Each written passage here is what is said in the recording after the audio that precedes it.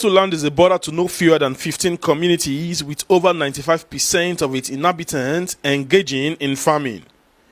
This peaceful coexistence is often interrupted by alleged herdsmen invasion. The troubled residents who live in fear of herdsmen on their ancestral lands walk with bated breath, unsure of when the marauders may attack them. They went to my band where I store my corn and destroy my property there. Getting to the place, I see the cow eating in my presence. I called the malam, say, "Malam, come." Hey, sorry, sir. Say, "Malam, come." Instead of the malam to come, he only run to me and machete me. If not because of this hand that I used to defend this my head, I wanted to break it. See the sign. You see my hand? You see? See my hand? How do you want me to make use of this hand again? Hardly. It is in fact very hard for me to eat. It is my wife that is throwing me. And I get wife, I get children. Eh? Presently, those Fulanis, those cattle, they are eating cocoa, palm tree, palm leaf, okra, melon, and not those all our crops. Can we take banana away from the farm down home? No, impossible. They are all cash crops. They are living, they are there. So those Fulanis, they gave us a lot of problems. We are tired of them. This area, we are farmers. We're supposed to be in our parents' farm now. We are unable to go there because if you go there, they will just come and meet you, starting cutting you, starting cutting you down. So we are tired of the problem. Now, in fact, today we don't know, we can't say what can happen to us. We are living in fear. So we are living in fear. To sleep and rest is a problem to us. So we have a lot of problems. So we have been expressed many things from the herdsmen since. So each time when they came, so burn our village, destroying our farm crops, so even rape our wives. Then they do everything that we cannot endure. So those are the things that we determine that we cannot be living together. So that is why, and I think on December 19 last year, so they came with the herdsman and the soldier.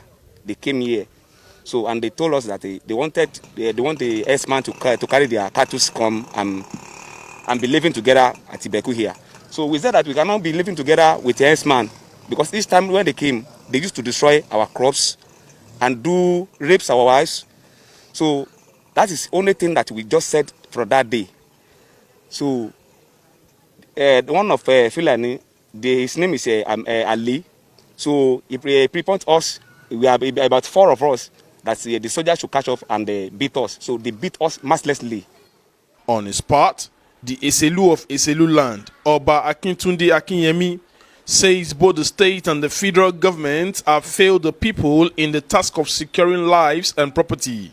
He notes that the failure of the ruling class has made Yoruba activist Sunday Adeyemo, popularly known as Sunday Igboho, to move in a bid to rescue his people from killer herdsmen. In the last 16 years, in fact, there was a year we had like over 32. At least to the best of my ability, we have lost over 70. Over 70? Yes, over 70 people. Over 70 people, family, that their children are still roaming around. They cannot go to school. Nobody could take them to school. Are you with me? So we can't continue like this. There must be a stop to it. That is why I said if we have a common law, ourselves and the Fulani, why everybody not talking about the Hausas? We have over 1,000 Hausa here now. Why are we not talking about the Hausas that should go? We are living here in peace with them. Why is it Fulani every time? Why is it Fulani out here? Hausas are here and they are more closer to Fulani than us. But we don't have problem with them. We still have some peaceful Fulani cattle rearers in this area that we don't have problem with them. Are you with me? But the question is that there's nothing we can do as a common man than to go to the press and go to court and apply. And we even wrote a petition. What else? We wrote a petition, we went to court, we got an interlocutory injunction, we wrote police, we wrote the governor, we wrote everybody. No response.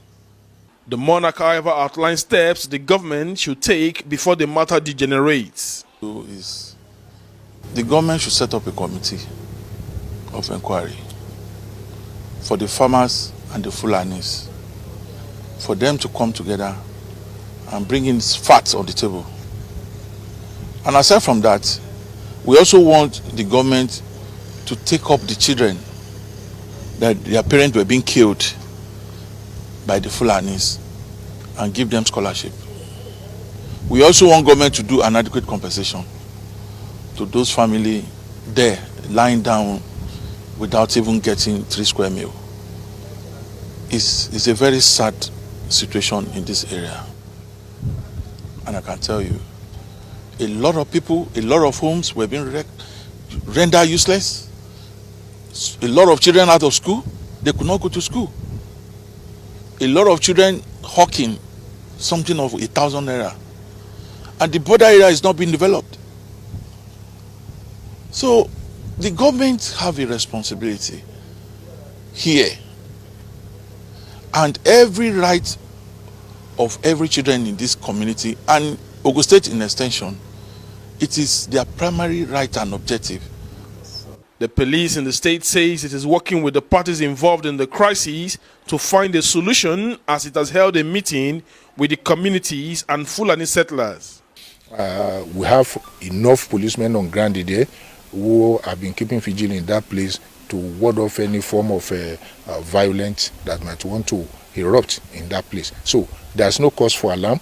The command is on top of the situation, and we are working with other sister security agencies and other critical stakeholders. Meanwhile, Ogun State Governor Dakpo Abiodun has ordered the security agencies in the state to investigate the recent clash between herdsmen and farmers in the Yewa area of the state, which led to the loss of a life and destruction of properties. From K2 in Ogun State, John Felix reporting for Galaxy Television News.